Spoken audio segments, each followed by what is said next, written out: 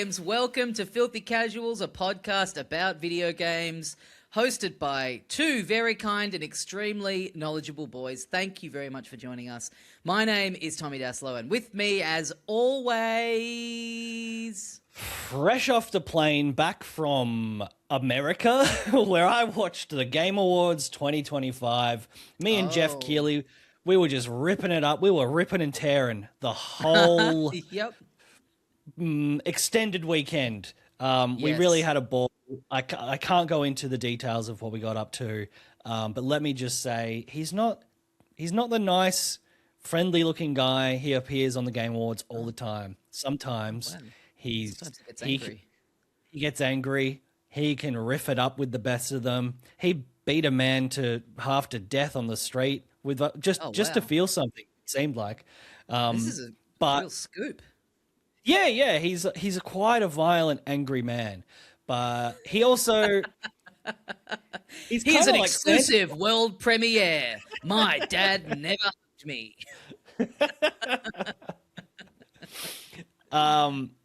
Yeah, he delivered the presents this year, and there were so many under the tree. I guess we can talk a little bit about the winners, but honestly, who gives a fuck about the winners and losers?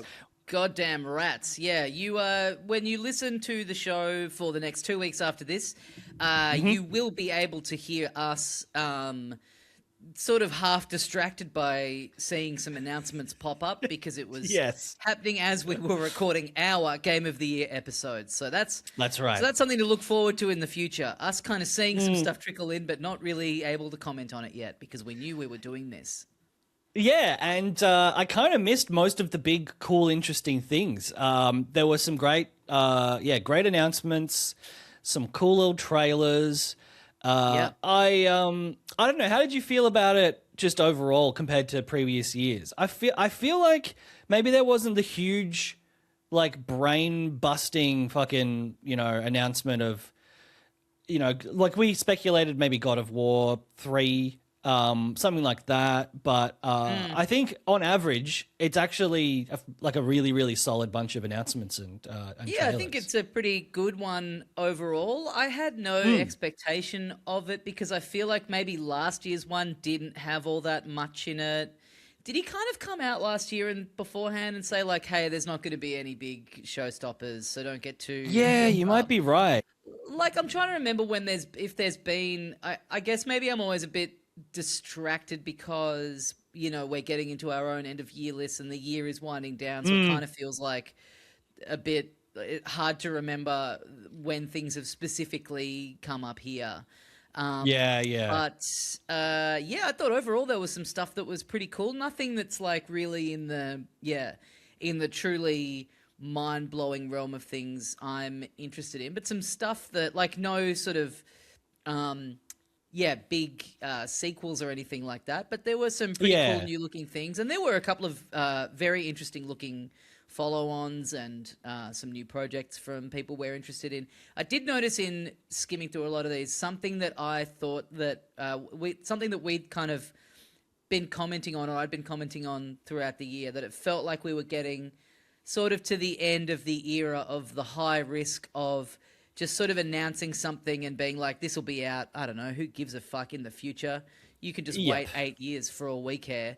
And that sort of I seem to have called that too early because it felt like that was definitely back, at least for the Game Awards. A lot of these reveals, again, not our favorite form of announcement. The cinematic trailer with basically no release window or anything. Like, the trailers themselves maybe look kind of cool, but hard to get excited about some of this stuff when there's just no indication of what the game will actually be, other than the fact that the studio making it has a track record of making good stuff.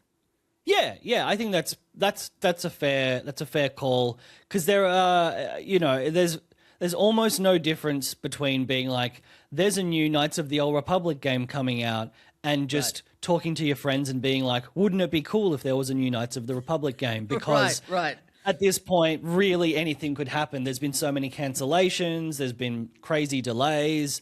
There's games that have been scrapped and rehashed mid-development.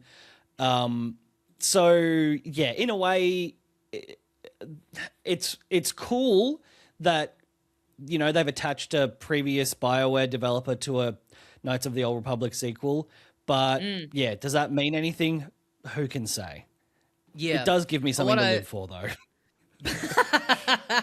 But what I will say is something that got a kind of, I guess, a deeper look and a release date in this that had been announced for a little while, but I had not paid too much attention to because it was previously in that category of being so far away and so abstract. Yes. Got a release date and got a demo, and I played the demo, and now I'm fucking excited for it. But maybe we'll get to that in a bit. Shall we go through this? Yeah. We've got this article that we're both kind of reading off the Polygon list of everything got announced.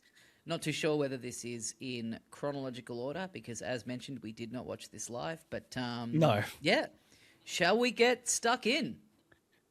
Just before we do, let's quickly go over some of the winners. Claire Obscure, as predicted by everyone, including us, won everything that we kind of were speculating, maybe because they're going to take so many of the major awards. Things, maybe best debut indie independent game might go to someone else. They might spread the love. They did not spread the love. They kind of took the logical approach of if it's the best game of the year, it's the best indie game of the year. So it basically swept everything. Donkey Kong Bonanza did win best family game, which is cool. Bit of recognition there. Silk Song won best action adventure, which, as we said last week, just a weird to have action and action adventure and maybe adventure as all these separate categories. Yes. But yeah. What else? The Horse Girl game won best mobile game, so that's a win for me and my statuette. But yeah. Did you take it out on the town to celebrate? Oh, of course I did. Yeah. Lubed up and fucking ready to go. But Mario Kart World won best sports / racing, I think is the category, or racing or whatever. Yeah. I think I read somewhere that Kojima left early once it became clear he wasn't going to win anything, which is hell yeah. Funny to think about him having a bit of a dummy spit. Yeah. Again, it's funny that we're at that point of like the way these awards are kind of viewed, that they're now embedded enough that they're a thing that people are going to get shitty if they don't get nominated or if they don't win, and there's going to be or politics around that is people being like, the Game Awards has no credibility because Claire Obscure won. It's like, I don't think it had credibility to begin with. But you're right. I do feel like the industry's kind of come around to it being like their version of the Oscars with, I guess, the sort of benefits attached to it of more exposure, potentially more funding for the next project. Those things are all like things that you would care about and feel a little miffed about missing out on. But kind of seemed like a fait accompli that Claire Obscure was going to sweep everything, and good on him. Good game. Yeah. Well, yeah, speaking of good games, here are some good games that we will be playing in the future.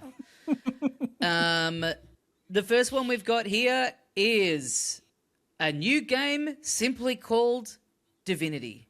And this is from Larian Studios. It's their next game.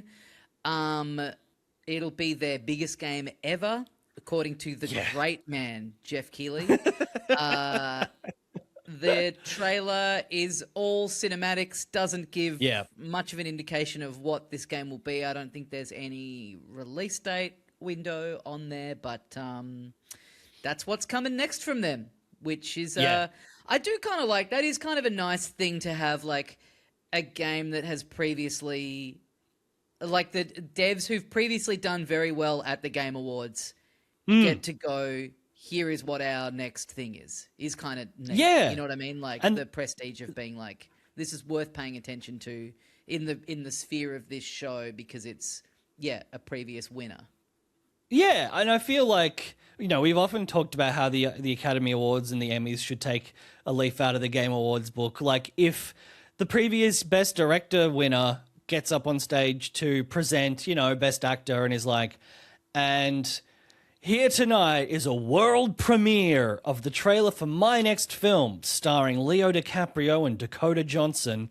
It's Mungo Bungo.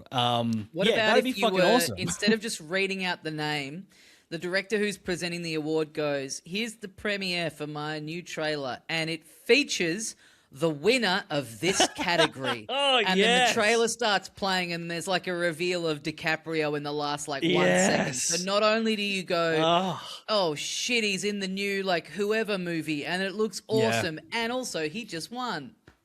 Yeah, that's a great idea.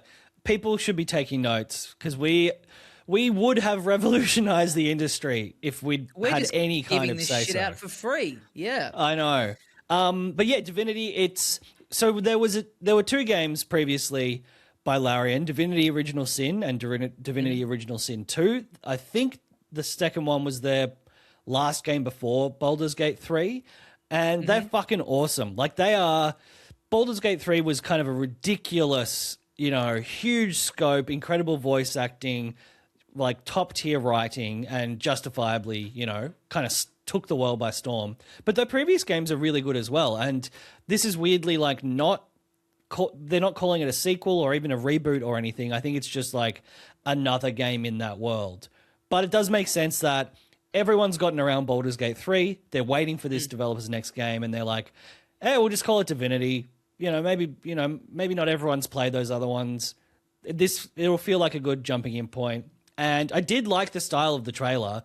It like starts off with this like upbeat kind of folk music, little village celebration, reveals it's like a Wicker Man fucking harvest burning of this guy. And then the guy, it turns out he got demons in him. And it looks real creepy and weird and fucked up. And I don't know. Yeah, I would have been keen for this had we not even seen a trailer, but I did like the tone of the cinematic at least.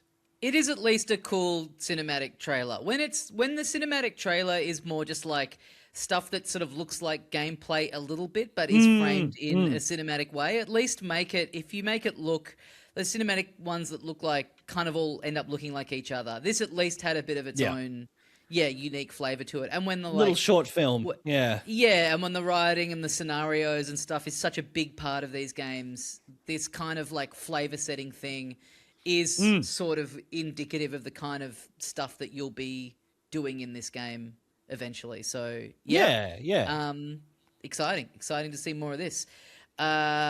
You will be into this. You fucking loser. I just say that about every single next thing that comes up. Knights of the Old Republic is back. Yes. So Casey Hudson worked on Mass Effect as well, which is a fucking, great trilogy. I love them. He was the director of the Mass Effect games. I'm not sure what his role was back on Knights of the Old Republic, but that was a long ass time ago. And if he takes sort of the again, like the cinematic nature of Mass Effect, the companion writing, the interesting plot, and the world building to Star Wars, which is something that like it can so easily become rote and just, we're going to Tatooine again. If he can bring that to Fate of the Old Republic is what it's called. It'll be fucking great. I'm keen for it. This is probably one where, the idea of it's great, but could it ever live up to, the decade plus that I've been waiting and thinking about a potential sequel to Knights of the Old Republic 2? Who knows? And it does feel like it's in a bit of a different mode, right? Because this is a third-person action game. It's not turn-based. Yeah, so it kind of feels a little like now there's essentially three kind of strains out there of very similar-ish Star Wars. I know you kind of do, different characters and in different areas and stuff, but between the Fallen Order and Outlaws and then this does seem does seem kind of weird to have, because it's a spiritual successor, so it's not like the same team finally making a sequel, right. But Casey does have a good pedigree, so yeah, could be And good. I'm pretty sure they've confirmed there won't be a sequel to Outlaws, which is Yes, a sure. shame from my Yeah. perspective. But that's that. I feel like the Dream were making. I think it was Star Wars Eclipse. I don't know if that's still going ahead. Oh, I think it's just not expected to launch for a long, long time. Yeah, yeah, So yeah. that's also going to be out there, different style of game, but yeah, it's funny. I guess Fallen Order is more of an Uncharted kind of thing where it's like these big set pieces and it's all very scripted. Whereas the point of Knights of the Old Republic was it's about choices. You can end up leaning one way or the other. You can, it's a branching story. Yeah, if all they're doing is making it real time third person action combat instead of turn based, then I still think there's enough of a differentiation. But yeah, Sure. no details whatsoever on anything apart from that aspect of it. So Yep. yeah, one to watch for probably a long time. Well, if you want some Star Wars a little sooner than that, next year on PlayStation 5, Windows, and Xbox, you are going to get Star Wars Galactic Racer. It's kind of crazy to me that there's not more regular Star Wars racing games. It's like the perfect Yes. format for it in my mind. And this was, again, a bit of there wasn't a. This looked all cinematic to me. I think there's maybe a little gameplay at the end. Yeah. But I think it's all cinematic. It looks cool. Those Yeah. little those busted ass looking little fucking pods and shit that they have in the movies really lend themselves to, a little vehicle select screen. Yeah, did you ever play Pod Racer back in the day? That would have been on 64, right? I did. Yeah. I Yeah. did. Good shit. It really is good shit. That was that thing, with I heard on a podcast someone recently talking about watching it was Seth Meyers on the Lonely Island podcast talking about watching all of the Star Wars films with his kids and like doing them, in the order that they came out and then getting up to episode 1, 2, and 3 and, him having not watched them since they came out and being braced for like, oh boy, here we go. And the kids just loving them because those films were always designed for 8-year-olds. And when adults went to see them at the cinemas and hated them, it wasn't that the film was markedly worse. It was just that you had grown up and you were expecting something completely different.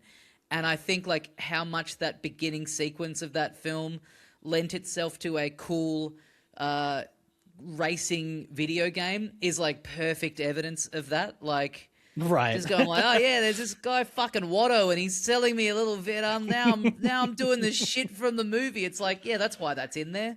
Yeah.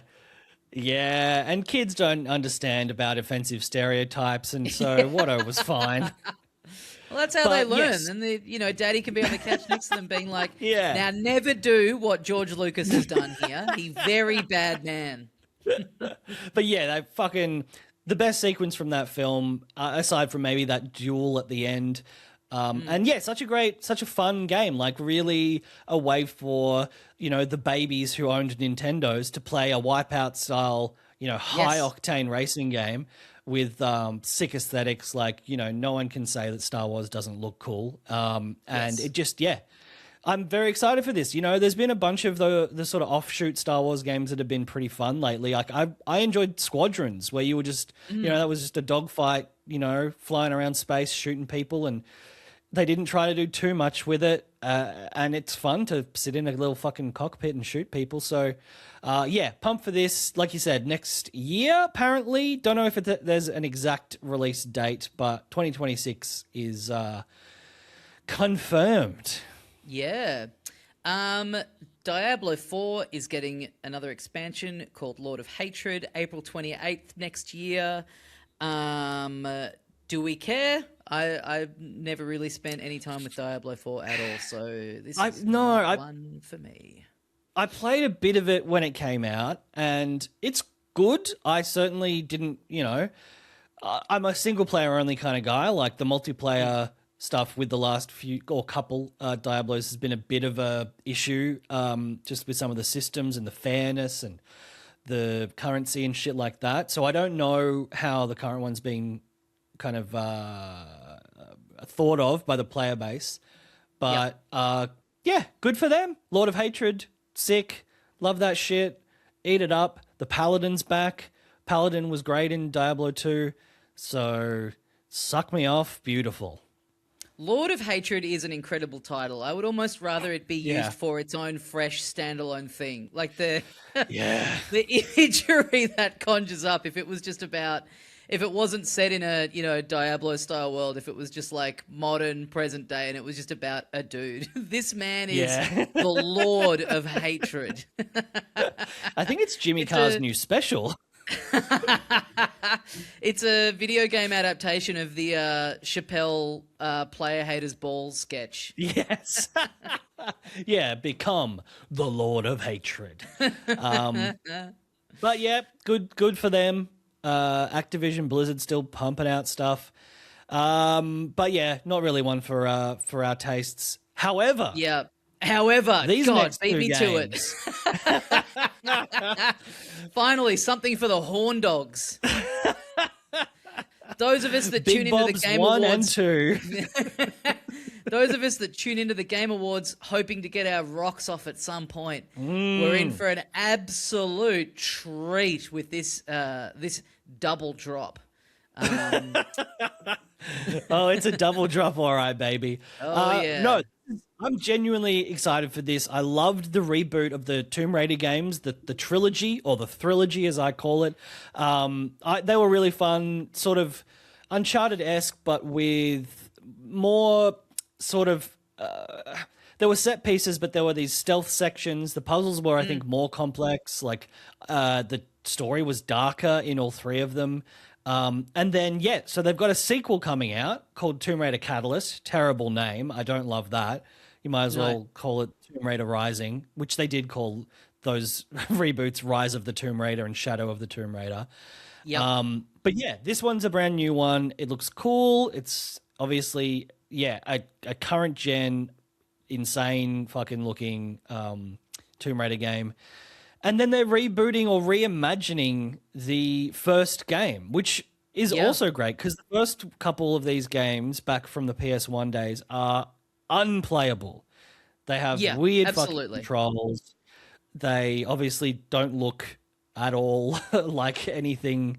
They keep, they brought out a collection of them, I think, fairly recently, and I guess you can probably have a good time going back to them if you have that nostalgia for the time. But I think for anyone else, it's a big ask. And they've done enough with modern presentation with the series. Like, they've done enough new versions that it just does make sense to go back and reimagine the very first one. And it does feel like they're doing a little bit of new stuff with it, perhaps. Like, it won't just be a graphical reskinning. No, not at all. I think cool. The original is just, it's such a simplistic game. You couldn't just do a graphical upgrade, and this looks like a complete remake from the ground up. Even more so than something like the Resident Evil 2 and 3 and 4 remakes. Maybe closer to 4, but it just looks like a brand new game that happens to sort of follow the same vague storyline or series of areas. It looks fantastic. It looks like it's kind of on par graphically with the brand new one, and why not kind of mine the early entries in the series for some fun games. And dropping two big games in the same year. They're both next year. They're the sequel one is 27 apparently, but the reboot is next year. So that'll be fun. Fuck yeah. I don't think we talked about this, but they just kind of quietly, with sort of no lead time, dropped a definitive edition of the rebooted Tomb Raider onto the Switch and Switch 2 a few weeks back. And I'm thinking that could be one that I look at for a little game over the summer to sort of occupy myself with, because I never played it, and heard Yeah. good things from you. Yeah. Yeah, I think I remember that. No, it is great, and if apparently the port is actually really, really well done. So, Yeah, yeah, make sure you buy the Switch 2 version. yep. It's like two different listings, but yeah, no, It's it's 20 a bucks, really which is fun cool game. too. Yeah, yeah. That's insane. So it was, Yeah. yeah, yeah. Um, okay. This one I don't think we had any idea about. This was quite unexpected. A sequel to Control called Control Resonant. Yeah, this probably I was gonna, say maybe at the start when you mentioned no huge sequels or announcements, of the like that we've seen before. For me, probably this is the big one. Because I think was my game of the year when it came out. I fucking loved it. I loved everything about it. It was fun. It was mysterious. The visuals, that like one of the few uses of live action footage in a video game that isn't tacky, like felt really, really cool and mysterious and creepy. So this is coming out next year, which is fantastic. Because what was the last Remedy game? Was it the Alan Wake 2, Yeah, yes. right? Which I enjoyed, but I just wanted more control.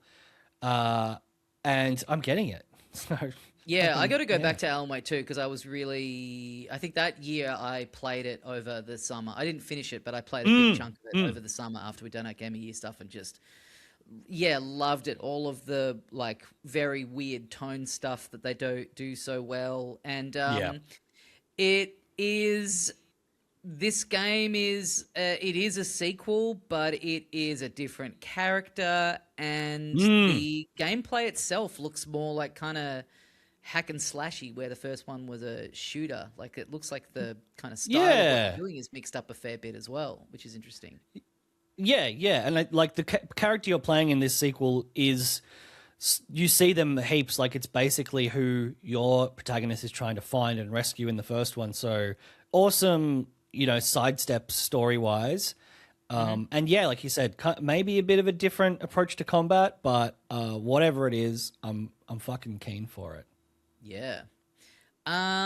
Okay, then we got, this had been rumored and leaked, but we saw a fresh trailer for Resident Evil Requiem, which revealed that the great man Leon Kennedy is turning up in this game. Yes. I've not really been paying much attention to this just because I know I'll play it. I don't need to watch every trailer. I'm pumped. Resident Evil is always good. This is out quite soon, Feb 27. So looking forward to playing more Resident Evil. Yeah, I love the trailer for this reveal though as well. Like it's done in such a like fun cinematic style. The reveal of his dumbass big blonde fade fringe. I mean, I think this is cool, and also the stuff with Grace, the other protagonist who we already knew about. I think it looks really well directed so far.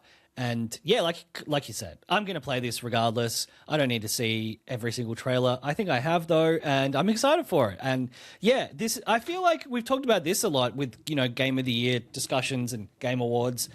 February is probably the earliest you should release a game in terms of getting that impact, because anything released after the first week of December is no good, and anything released while everyone's on their holidays doing family stuff, going away, just doesn't, it falls between the cracks. But sort of like being the first big great game of the year, people will remember that. And really excited for this. Yeah, and I really like what it seems like they're doing with this is that the character that you pick gives you I don't know if they've even said whether you're choosing or not, or whether it's just like different segments. But Grace's is more survival horror, and then Leon's is more action focused, which does seem like a cool way of like marrying these two strains that exist of Resident Evil across the different games. That some people prefer one, some people prefer the other. I kind of like both of them in equal measures. So like this is perfect. A Yeah. game where you've got a version where you're like feeling very underpowered and sneaking around, and then a game where you've got a fucking bazooka for some reason to take out the zombies. Yeah. If they can pull Yes. off that balance, I think that'll be great, rather than it just being like often what it is it's one version for a lot of the game, and then there's like a segment right at the end where you just go hell for leather in a different area. If they can have them Yes. feel like two different sides of the same coin and kind of thread that needle, I think it could be a really cool breath of fresh air for the franchise, which has, been around for a long time and gone through its peaks and valleys. I think is like kind of on an upswing at the moment. So yeah, this is exciting. Yeah, agreed. And this next game was arguably even more exciting for you. Oh yes, I wouldn't even argue that. Okay. Pragmata got a release date. We had seen a bit of this before a while ago, I Yeah, think. yeah. It got Yeah. announced a little while back, but again, one of those things that was just like, oh, okay, and probably dropped in some form of show where there was a lot of other similar-ish looking third-person, sci-fi action combat kind of things. Yes. But this game is coming out April the 24th, 2026. They announced that there's going to be a Switch 2 version of it, which they had not revealed yet. There's also going to be an amiibo of one of the characters. Hell yeah. Capcom are really going in hard on the Nintendo Switch 2. They've got this. They've also got an amiibo of Grace from Resident Evil Requiem is going to be coming out. There's a Resident Evil themed Pro controller coming out. But this game is so I played the demo. They dropped a demo on Steam. There'll be a demo for the other consoles soon, I think they've said. And so I've played through all of the demo and I fucking absolutely loved it. You are a space guy. You're on a base. You're sort of you're trying to escape. You're basically rebelling against your employer, and so all these drones are kind of out to kill you. You have this android that's a little girl kind of on your back that you're sort of piggybacking throughout the game, and she is able to hack into the enemies that you're coming across. So basically, a drone will charge at you. You go into aiming. You sort of lock onto the enemy, and then it brings up a little grid puzzle next to the enemy that's basically like you're starting in the left corner, and then somewhere on the grid there'll be like a little green bit that you've got to get to, and using the face buttons you have to, as quickly as you can, kind of guide the cursor down to the green part of the grid. And when you get there, there's like this cool effect where the droid kind of like breaks open and all these weak points come out, and then you can shoot it. And it feels fucking awesome. It feels Nice. cool when you pull it off. And it just is something that, in a format of like third person, take some cover, aim and shoot. We've done it thousands of times. It is cool to have something come in that feels genuinely fresh and unique, because now you have this extra element of not just needing to dodge. You have to like pay attention to this little puzzle, do it as quickly as you can, whilst also being aware of what is happening simultaneously on the rest of the screen. It's it's fucking neat. It's such a cool extra thing to add into a game like this, where you're not just dodging and doing all of these different things that sort of feel a bit by the numbers the more you play these types of games. It feels great, and the setting is really cool. It's got that cool like Capcom flavor, where again this sort of story and character isn't anything that we haven't seen before, but just with their flavor to it, it feels so unique. Like the guy is this real dickhead in a very like Leon Kennedy Resident Evil kind of way, which is fucking neat. Like it's not like a kind of poorly written, bro-y, annoying character. It's like that real like Japanese, here's what we think of as a cool American guy kind of character. Yep. The environmental design is sick. The enemy design is great. I think this has so much promise, and yeah, I'm fucking. It was one of those ones where I got to the end of the demo and was very tempted to just play the whole thing through again, and probably will when the demo Nice. drops on the Switch too, just to kind of see how it runs Yeah. on there. Because yeah, I think the fact that they're porting it to that is really interesting. Yeah, I've downloaded this demo. We'll never get to talk about it because yeah, we won't be doing another normal episode for what, a month and a half, Something like that. Yeah. but yeah, pumped to give it a crack. I've even when this was one of many third person sci-fi action games in, yes, maybe one of the state of plays, I feel like, or one of the Xbox showcases. I did still think this one stuck out at me. It had enough going for it aesthetically. And then, yeah, getting to kind of see a bit more of the gameplay, which, like you said, involves the kind of quick time puzzle almost functionality. It looks cool, and they have a great track record of telling weird stories with weird characters. But yeah, I'm really excited for this. It's cool to Capcom have so many great IPs, and it's cool to see them, launch a new one. I think you'll really dig this, and yeah, this is now like kind of the first big game of the year that I'm genuinely very, very excited for. Yeah, I'm pumped. Recommend everyone check out that demo when it drops on whatever platform you have. Now on the other end of the scale, in terms of my personal interest, Invincible versus. Yeah. One of your favorite comics of all time, Invincible. You tell me that every day. No, just not really something either of us are that interested in. I had maybe watched the first episode of the adaptation on, I think it's on Prime. Yeah. And read a couple of issues. Never really got into it. And this is a fighting game, which again has to have a pretty damn strong hook into pretty damn strong right hook. Oh, if you there'll be two hits. This game hitting the shelves, and then this game hitting the bargain bin. No, this is a game for like a pretty big segment of people. Just, I don't think us. If it turns out to be fantastic, maybe I'll give it a crack. And I do enjoy the Mortal Kombats and the Injustices, and we dip in on Street Fighter when we've heard it's good.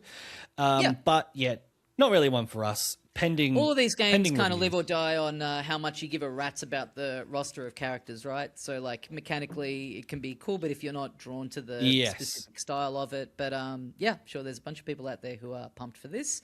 That is out April the 30th. And then we have Solasta 2 coming out in early access in March. And... yeah, on my birthday.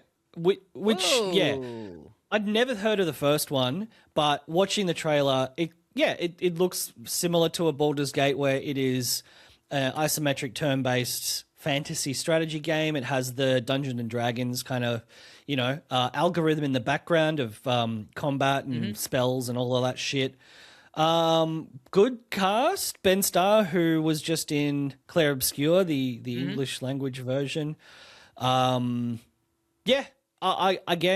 I'll wait and hear what people say about the early access, but having no attachment to the franchise, sure. Yep. Next, we've got a new trailer and a launch window for Exodus. This has been on the boil for a while. It's a sci-fi RPG. It's got Matthew McConaughey in it. Yeah, which the blurb here calls it out, but when the first trailer for it came out a couple of years ago, 2023, just a couple of years ago, 23, it was like, this looks like Interstellar. And that nothing about this trailer got me interested in this. I'm sorry. I'm sorry to be the one to say it, but it looks very generic, and I'm not interested. I know. Again, it's like I said, with how I felt about at the time that Pragmata was in amongst a bunch of this. This is like what a lot of this kind of stuff looks like now. It's got this sort of odd style to me where it's in that weird, how would you describe it? Almost like mobile gamey in between of character design, where it's not Yes. like it's sort of going for realism, but it's got that real kind of like PlayStation 3 generation facial model that look a bit more like cartoony and a bit more Yes. simplified, I think, than you want or need a game like this to look in this, in this sort of generation to get you interested in it, if that Yeah, makes it's sense. weird. No, it does. It's a very weird choice because clearly you can just use Unreal Engine or whatever to make pretty realistic looking faces and facial animations these days. So it's Yeah. a style choice, and yeah, I don't know. For it to be the style of character design amidst this big, beautiful, gorgeous lighting, crazy alien planets. It feels odd. It feels it stands out in a bad way. I Yeah, agree. there's some cool looking set piecey stuff here, but yeah, the sort of the character design looks a little like a little not for me. Looks a little Um, low rent. but Oh, I'll tell you what does look like it's for me. yeah. This kind of crazy left turn from Bruce Straley, who was a director on the first Last of Us, and Uncharted 4. He has a new studio, and this is his new game, the debut project for his new studio. It's called Coven of the Chickenfoot, and it's a puzzle platformer, and it looks really, really nice. It's It not, really does. when you see his CV, this is just totally not what you would expect him to be doing. But yeah, it's got this really nice cell shaded look, kind of a like real, like European animation sort of style of character design. And I read a thing on another site that was sort of, I think he had talked about how the inspiration was basically uh, like in a Zelda game, these enemies that are like respawning, like who's doing that? Like getting into the reality of Right. like you go to an area and you killed all these guys and they're back. Like how is that happening? And so sort of trying to bring a bit of like explore that the reality of how that very video game mechanic functions. Like who is the person that comes and brings them back to life, and then kind of Yeah. coming up with this little character and this storyline. And this looks great, and this guy knows what he's doing. Yeah, I think I didn't read the interview, but he is quoted in the past couple of days as being like, yeah, well, I left Naughty Dog because I felt like what I was working on wasn't my creation. I was working on Yep. something that was part of a bigger production, and it kind of didn't feel like I was handcrafting, the game that I wanted to make, which makes sense because, like you said, this is so distinct from that. Not in every Yep. way, in terms of exploration, character dynamics, story. I think it's going to be a relatively story-rich game. There's still a lot of those hallmarks, but just such a different concept, more about exploration and navigating puzzles rather than just shooting zombies in the head and then having a nice, interesting story. And yeah, the art style is just so like unique. It's familiar, but it is not something I've seen done exactly before. And yeah, I just love that this is a brand new idea, new IP, new character. So much potential If he here. can It's bring exciting. some of that like character and story elements to this kind of art style, I think that would be really cool, because we don't really see that all that often. Like the games that are really going for it with story and writing tend to be really only in one kind of mode, I guess, of game, or certainly of like visual style and setting.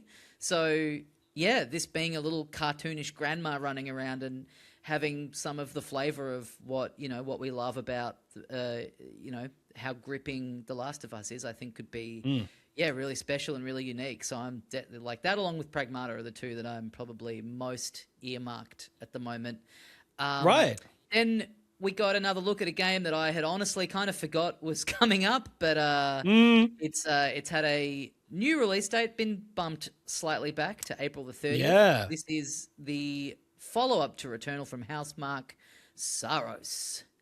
Yeah, I am. This is one of the ones that I've got earmarked. I do always forget about it because of the name. I think it's a little forgettable. It's similar to so many other names of video games. It should just be called like Sarternal or Re-Ross, or it's just connect it in some way to Returnal, because Returnal is, it's so memorable. It's such a cool, unique world and design, and the aesthetic of it is so sick. And the gameplay is, like the third-person action version of a bullet hell game. It just does it to perfection. And if there's more of that in this, then I'm going to be super happy. Apparently, it's less roguelike. I guess there were permanent upgrades in Returnal, but this one apparently is a little bit easier, which is the only reason I didn't play all of Returnal. It was a really difficult game.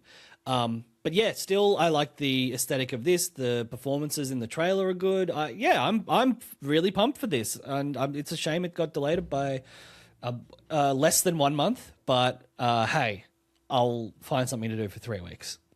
Yeah, I think you're right. I think like that was like a pretty common gripe with Returnal, was the punishing nature of the restarting. What about this for a title? Returnity. Oh, yes. There you go. All right. That sits in the I'm same just going to family. Photoshop all of their fucking assets and start posting them and just be like, oh, they changed their name. It's actually way better now. Now this, I thought is just so strange to me. This is a game from Neon Giant, who made The Ascent. This is a game called No Law, and this to me looks just like, and by design, just like Cyberpunk. It's kind of odd how big of a game Cyberpunk is, that now there is a game coming out that looks nearly identical in tone and style. And I know that genre does just have, such a distinct, there's, you kind of have to buy into all of the aesthetics and everything. But yeah, I mean, I guess Cyberpunk was a little while ago now, but this, I don't know. This just feels like this feels strange to me.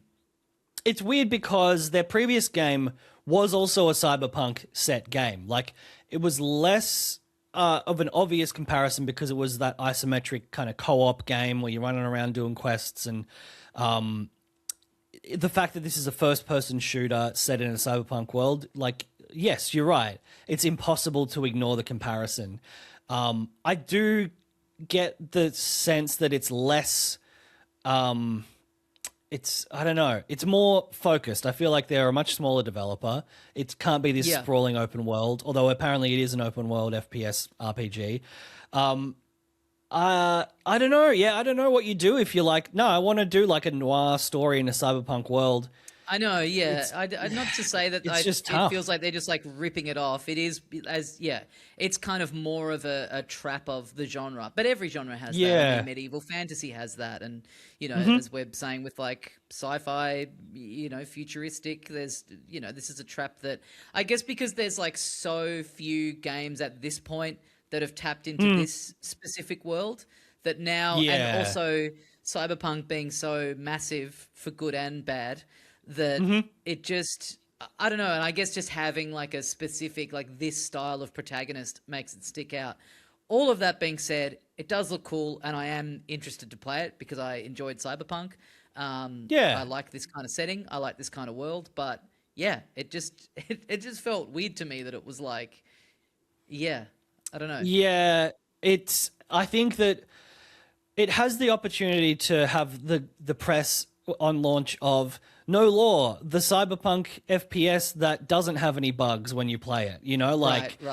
It has the potential to launch and potentially have a bit of a more reasonable scope that doesn't fuck everyone's consoles and destroy their reputation. Like if they, and I assume they, there's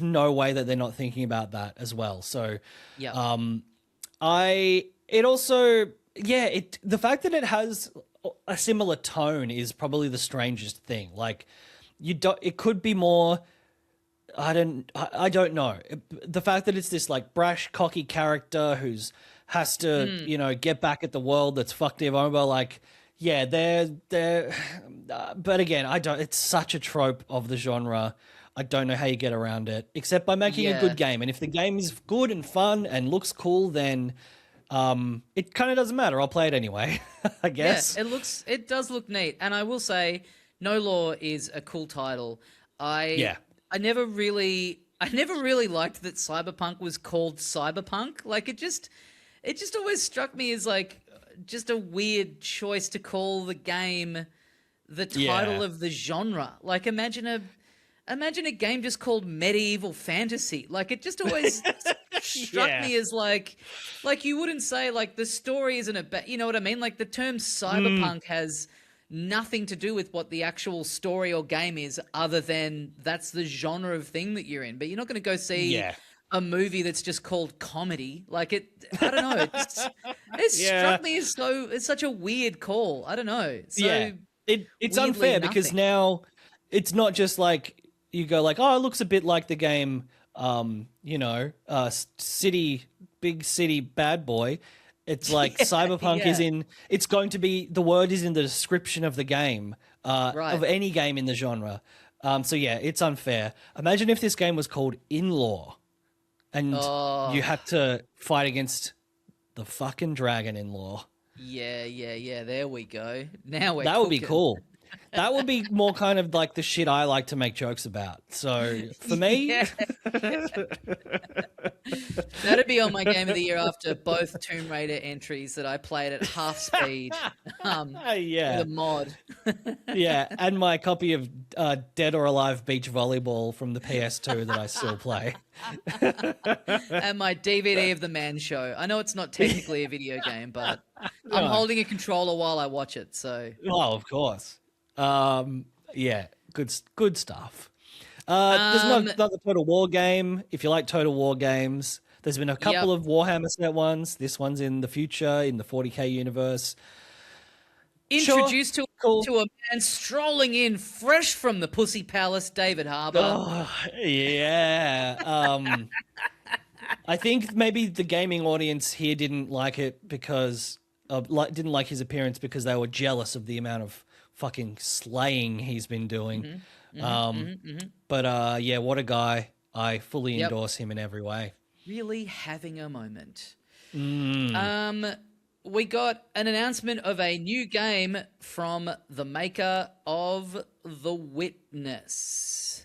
Yeah. Did you check out this trailer? I'm looking at it right now, and it's kind of it's like sort of that those old like Boulder Dash, whatever those games are called. Yeah, the kind of moving the blocks around on the sort of horizontal planes. So you are, I mean, in those old ones, you're kind of just like making your way through a level. But this has like these puzzle elements, these almost Portal-esque, arranging things in a certain way so that this will unlock that, so that this will activate this. Style is different from what I've seen with these kind of games. I guess kind of closer to Braid in visual aesthetic than The Witness, but it looks like a pretty interesting kind of original take on this kind of puzzle game, which it looks cool. It looks like these little puzzly areas that all link together in a kind of massive overworld, which is a neat idea. I am sort of more into this look for a puzzle game than the sort of first person thing of The Witness. It's reminding me a little bit of a game that I talked about, probably a year or two ago, that I've never heard anyone else talk about, and I really, really enjoyed it. What is it fucking called? I'm part of the problem. God. I don't think it really caught on, but it was, I'd have to go into my Steam library. It's it's this similar kind of thing. It's like a top-down, like lots of different areas, and it's like these little puzzles in one area that all kind of like link up together. You're a little caveman guy on an island, and yeah, it's great. I thought it was called. It's called something like Sea of Stars, but Sea of Stars is a different game. Sand Yes. and oh god, I'm turning on my PC that I'm not on right now to get onto my Steam library to check because this is fucking irritating. God. Sand. Like Wait, hang on. I'm doing my best. I'm doing my best here.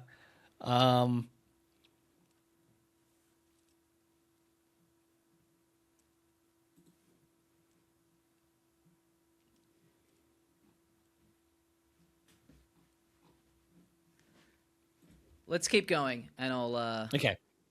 I'll turn on my Steam Deck while we're talking about the next thing. But anyway, this Yes. game looks similar to that, and when I do finally get this title, the point is, if this trailer of this game, Order of the Sinking Star, looks cool to you, you should check out this this game because it looks like it's got a bit of that flavor.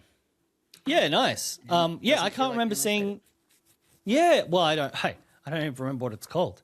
Yeah, this looks cool, and I agree. There's a limit to the kind of FPS puzzle game that I can really get into. I loved, the Blue Princes, the Seance of Blake Manors, the Return of the Obra Dinn, that kind of thing, where it's a bit more about sort of like connecting clues rather than like moving stuff around and noticing the angle of the alignment of something. Like I struggle with that. I think maybe with the depth perception stuff of it. Whereas something like this where it's much more clear cut. The sort of the X and the Y. It's all very clear. Yeah, I will like to give this a go next year. Okay, are you ready for the world premiere of the title of this game that I've been trying to remember for the last 7 minutes? It is called Isles of Sea and Sky. God damn it! That is a forgettable name, but I do see exactly why you thought of it. Yeah. Very, very similar sort of. The visual aesthetic is much more of a throwback, but the kind of puzzles very, very comparable. Very cool. Very cool. I don't think it got. I think it's one of those indies. I don't even know why it was on my radar. I think I'm on like a couple of like I don't know PR mailing lists for small indie developers, and I get so many emails from them. And I just happened to open this one and think like, oh, aesthetically, this looks really cool. And then played it. And I was really, really loving it. And I just think, it's such a crowded market, especially for indies, that it felt like it just never got that right kind of, buzz that it really needs to get to punch through. Yeah, but it didn't get a lot of reviews on Metacritic. There's only 6 critic reviews, which I don't see. I mean, Edge is probably the biggest one of all the outlets, but like really positive.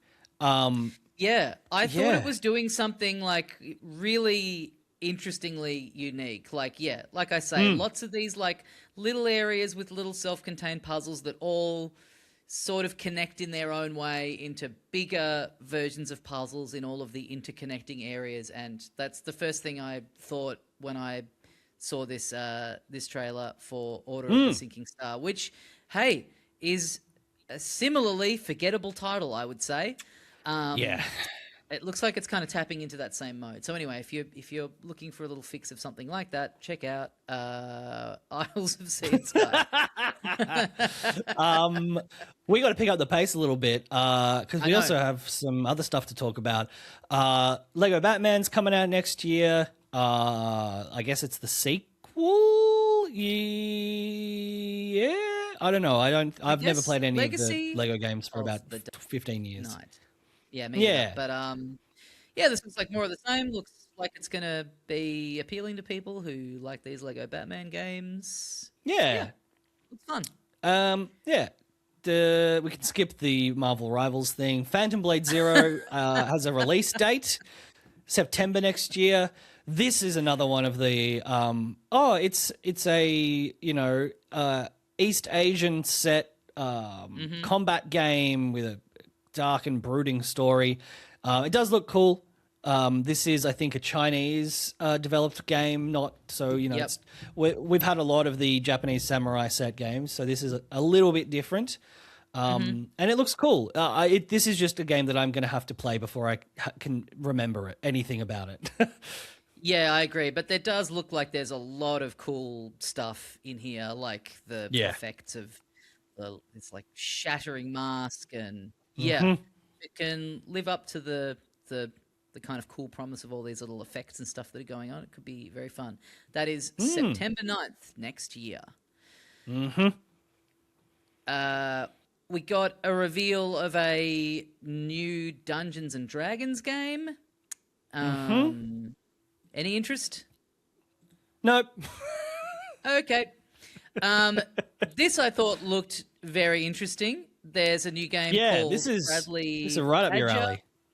This is a new studio coming out sometime next year on the PC, and it is it's a 3D platformer that's doing a bit of like a Who Framed Roger Rabbit-y kind of thing, but of the video game world. You're playing as a character who is a popular 3D mascot character who finds himself pulled into all these different versions of games that are like parodies of real games, like Badgerborn and Cyber Badger and The Last Badger. And it's got some like live action elements to it as well. Evan Peters is starring in it. I think it looks neat. I don't know about the kind of, the like satirizing other video games elements could work and be very fun and sort of recontextualize these games in a different sort of way, or it could be a little, lame and trying too hard to be funny. We'll see, but I think at the very least it looks very unique in what it's going for, which I think gameplay wise it looks cool. Like I think it does look unique, and the way it's sort of using the excuse of being like in progress development game world, using that stuff, having the controller that you can use to manipulate the world and yourself and all of that shit. That's a really interesting mechanic that I think, it could be really fun. But this, all I can think of, and it wasn't a literal line from the trailer, I'm just thinking, now we're platforming Badger style. That kind of was the tone. Yeah, I like the idea of these repurposed worlds from these well-known games and being able to fuck around in them in a different context, and that be very like rewarding if you know the source material. But I'll be off it if the main character is making little quips about those games as you're playing through. Is the key thing. But we'll see. Definitely sticks out. As we say, a lot of these kind of genre stuff tends to look very similar, and this at least is, it's completely its own thing. Next, we have a co-op action game from J.J. Abrams and Mike Booth. Yeah. Cool. Not for me, I don't think. Fascinating that it is, I think, the first bad robot game. But will this go the way of Concord? We'll see. We'll see. 4-player co-op shooter. Yeah, not really our bag, baby. We got to look at Lords of the Fallen 2. Yeah, that was, I think, recently rebooted, right? This was a game from back in the day that was a bit of a Souls-like, kind of like dark and gothic sort of style, very bloody. And I think that reboot came out and people were like, hey, it's pretty damn good. But I never played it. This does look cool. I do love the aesthetic of it. Maybe this will be the thing that gets me back around to that first one. But never played them. Don't know if they're good or bad. Yep. Another game that I don't know if it's good or bad, Phasmophobia, is coming out on Switch 2 next year. Co-op psychological horror game. Does look kind of neat. Yeah. But I think this is done quite well. Yeah, I think this was a pretty popular sort of streaming game and yeah, co-op game for people to play. It looks scary, it looks freaky. It's coming onto the Switch too. Buy it for your kids this Christmas. Mila Jovovich is going to be in Hitman, and Fuck yeah. I don't know how we missed this, but in Eminem is a target in Hitman at the moment. Yeah, I had heard that.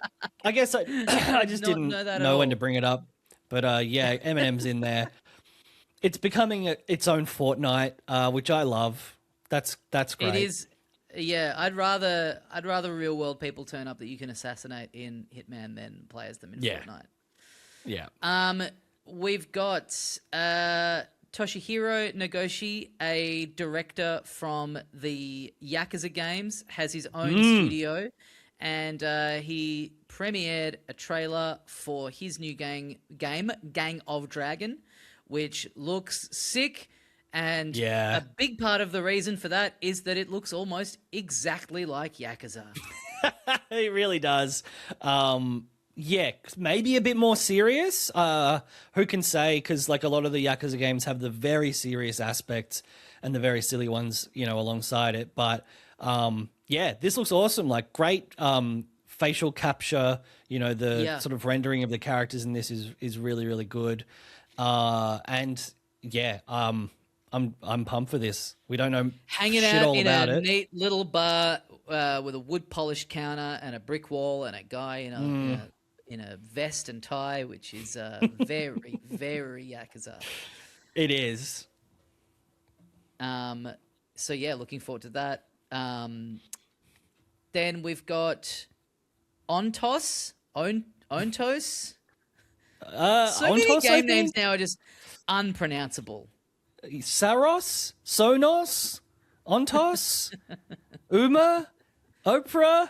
But this looked cool. It actually got me to buy Soma, which is their previous game, which is more of like a horror walking simulator kind of game, sort of like Still Wakes the Deep, which I played last year, I think, which is more about exploration, puzzle solving, and experiencing this story from the first person perspective. I'm going to give Soma a crack over summer, over the summer break. But yeah, visually this looks awesome, and it's got Stellan Skarsgård of sentimental value and Pirates of the Caribbean.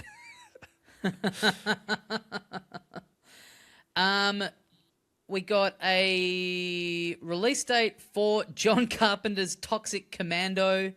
It's out March 12. It looks fun. Looks very over the top and silly.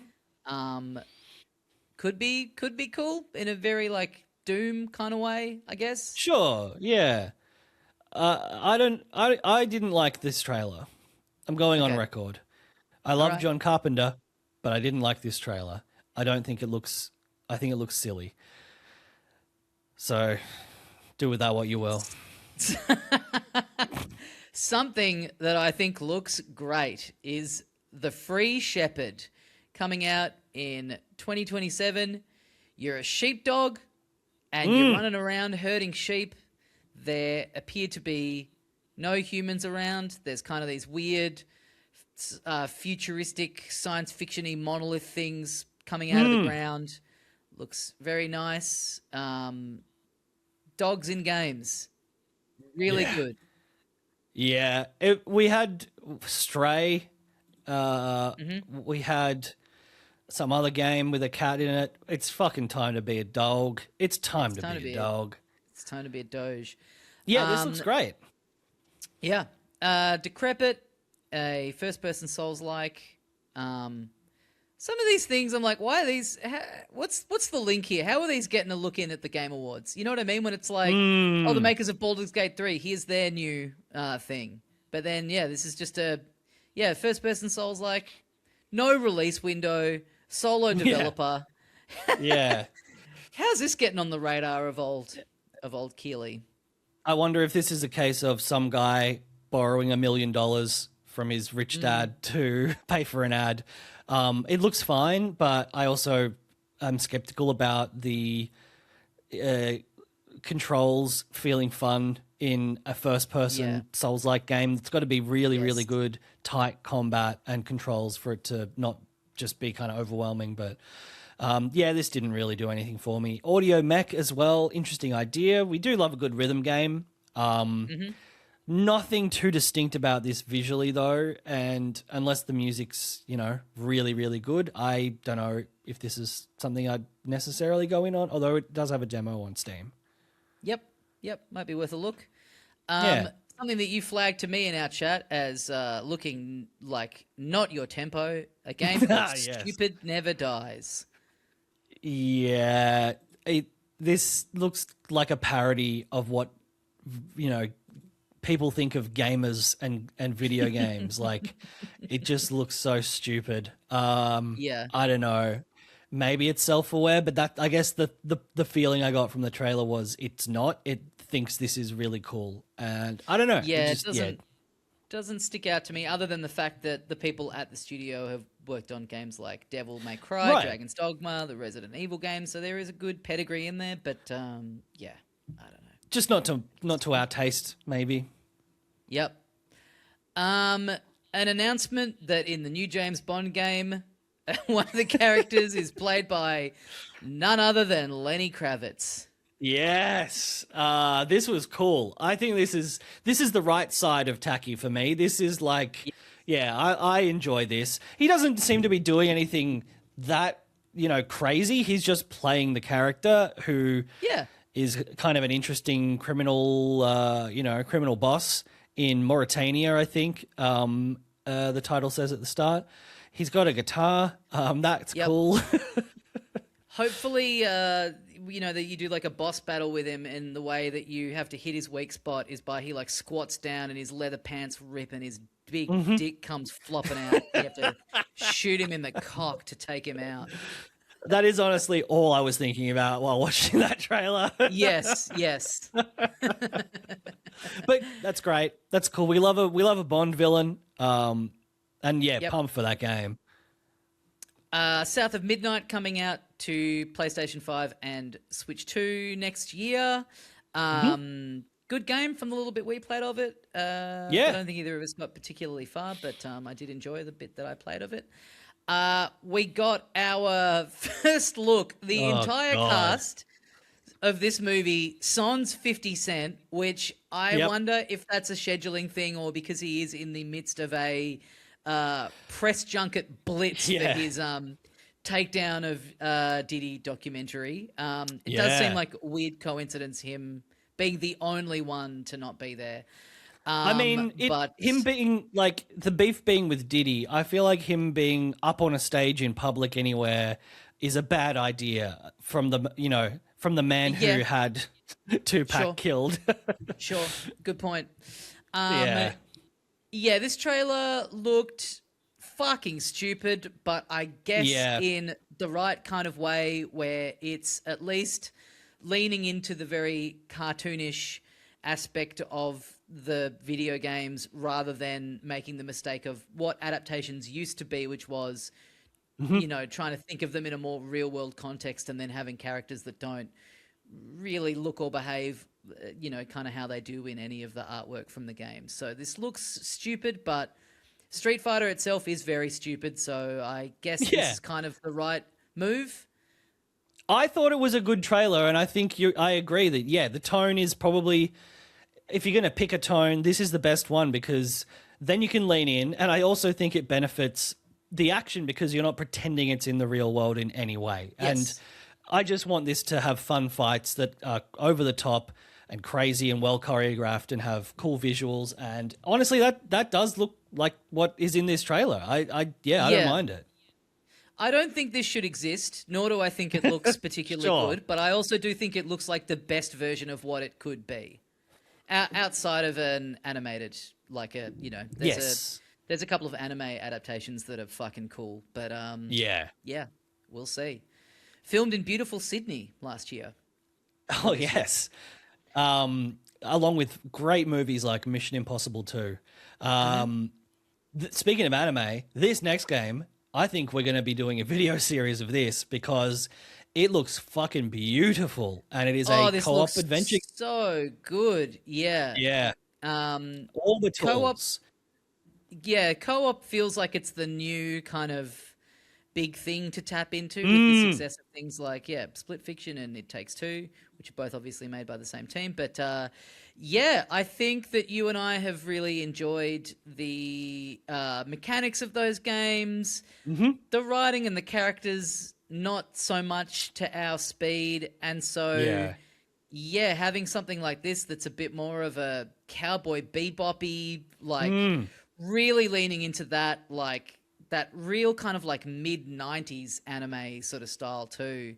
Like some Yes. of these little cutscenes look like they've got like you know, like an almost like a VHS filter over them, and it's got that Mm. like kind of you know, lower frame of animation, but then Lower frame rate, the almost like the blur as well to the ink, like it is an yeah, older yeah, image asset, like kind of Gundam vibes, like even like the 80s sort of anime stuff that was you yes, know, way less of a budget to it. But then, yeah, some kind of cool aesthetic choices, very reminiscent of the Daft Punk anime music videos. yes, yes. Yeah, it looks fucking awesome. Did we say the title? This is Orbitals. Orbitals, yeah, yeah, I And said it at the start, but orbitals, yes. it's a Switch 2 exclusive, which is interesting. Yeah, I'm fucking really looking forward to playing this. No window other than next year, and then another co-op game with an interesting art style. Out of Words is a stop motion animated yeah, another co-op platformer. Looks cool. Yeah, Looks very see a bit of unique. the behind the scenes, which is awesome. Yep. But yeah, some of just the visual styling within gameplay, like the sort of even a bit of claymation backgrounds and this, you know, like real water, you know, filters and shit. Yeah, visually it looks incredible. Yeah. Will we be sick of this kind of game by then? Who I know. knows? I know. Yeah, It's the new like farming sim. Every game now is going yeah. to be a co-op. Yeah. Next, speaking of something that hasn't worn people out because it's been I don't even know how long since they did one of these, but Yeah. Mega Man is back. Mega Man Dual Override is coming in 2027. Mm. Capcom are having a contest where you can design a bad guy, and if you win, it Oh, will be in nice. the game, which I might do unless I forget, which I almost certainly will. Um, Doll Man. It's got to be Doll Man.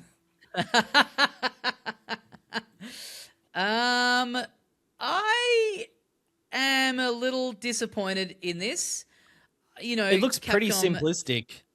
Yeah, I just, you know, we've talked about, you know, Capcom have so many great franchises.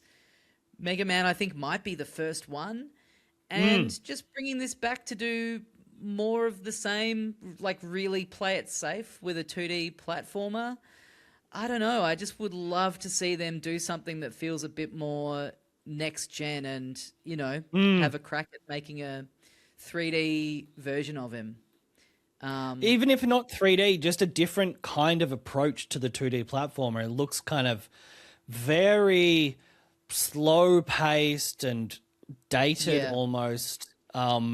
You know, there are so many crazy 2D platformers where the hook is the pace of it, or Yep. the verticality, or the overwhelming number of enemies, or a creative sort of hook to the way you navigate the world. It doesn't look like it's doing anything particularly innovative at all. Yeah. It looks like it could be a remaster of, you know, one of the first ones. Yep, agreed. Forest 3 revealed. Have no idea about the first two of these games, but yeah, I'm sure there's some people out there that are pumped. Yep. I do have an idea about Ace Combat. I've played a bunch of these over the journey, and they're fun. They're cool. They're just super exciting, well scripted. I'd love to give this a crack on the old PS5 next year, and I'm going to be able to because that's when it comes out. Then we got a trailer for Warframe with featuring the great man Werner Herzog. Yeah, it's very weird timing because we've just both watched Grizzly Man. I've been watching a few of his other films as well. Yeah, get that bag, Werner. Use that, $1 million to make another great movie. But yeah, I'm never going to play Warframe. No one can ever force me to. Another game that I don't think I'll ever play is a game called Highguard. And this is the final reveal, a free-to-play shooter from the devs behind Apex Legends and Titanfall. So exciting for some people. It's out Jan 26 next year. So Hottest 100 day. Yeah. Will they be able to... Well, I don't think it is anymore. I think they kind of move it around. It's like whatever the Sunday leading up is. Yeah. Will they be able to recapture the magic? Who knows? Yeah, it does look different. It has the sort of fantasy style over the top, of a classic kind of what do you call it, squad-based multiplayer game. But I don't know. There's too many of these fucking games. Yeah, this being the final reveal of the night is, I think very telling. A lot of people are going to be into it, but again, not really our bag. So that is everything that got announced at the Game Awards. Some very cool looking stuff in there. Some good looking surprises of franchises, some cool release dates for the first part of the year.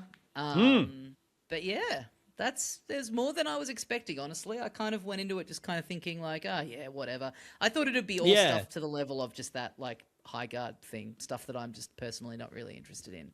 But it was surprising. Probably a good dozen like really exciting games in there, which we will talk further about in a couple of weeks' time when we look to the year ahead. Because like you said, first half of the year release dates, and then a bunch of other games coming out next year that we'll be gabbing about after we have wrapped up this year. So look forward to that, and probably let us know what you are looking forward to next year, because then we can have a bit of a research and bring it up on our preview episode.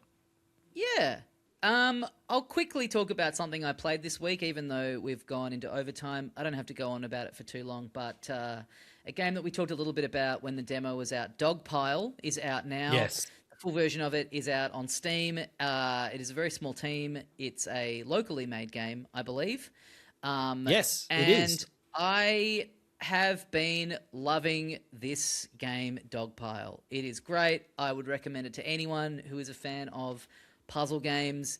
It is basically a watermelon game. It feels kind of very reductive to apply that to it, but I think they're very aware of what they're doing. It's a version of watermelon game where you're getting buffs and you're getting a little more control over what you're dropping into the arena.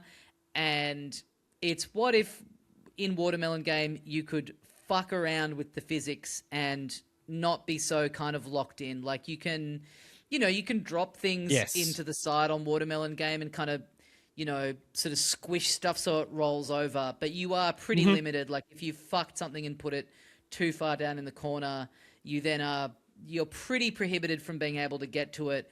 But in this, you apply different buffs and different effects to the dogs, which are presented as little cards. Things like they bark at other dogs, which makes everything kind of bounce around in the environment, or some of them will be more attracted to other dogs, so they'll kind of make a beeline for them.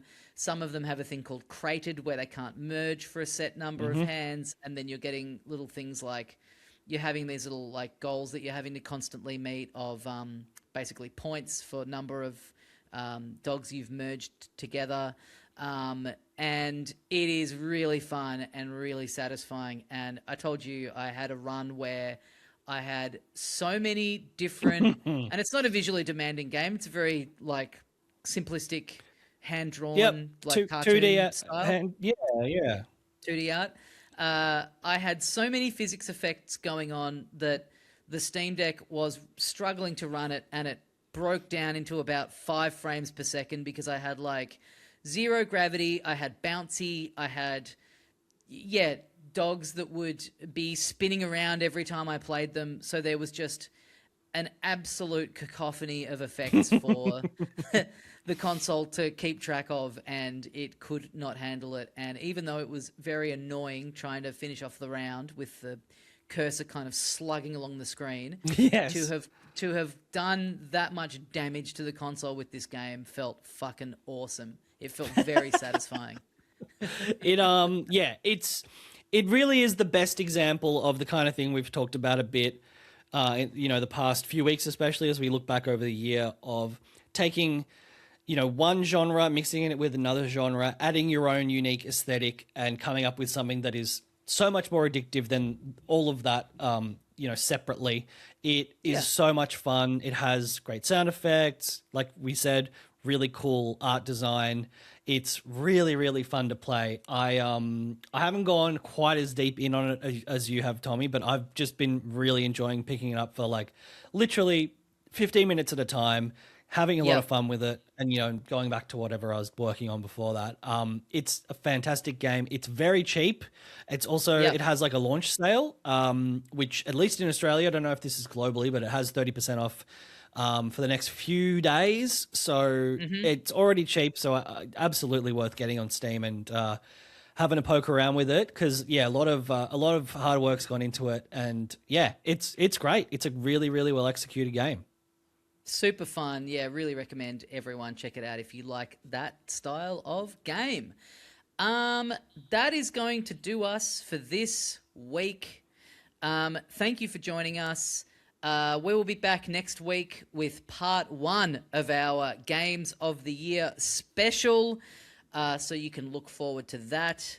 Thank you very much for joining us. Get on the Patreon. We're going to have also end of the year stuff going on over there.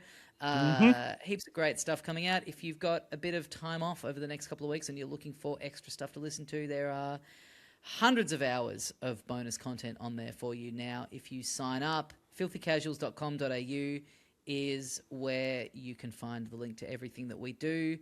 Thank you very much for listening. We'll see you next time. And as we say here at the end of every episode of Filthy Casuals, woof woof.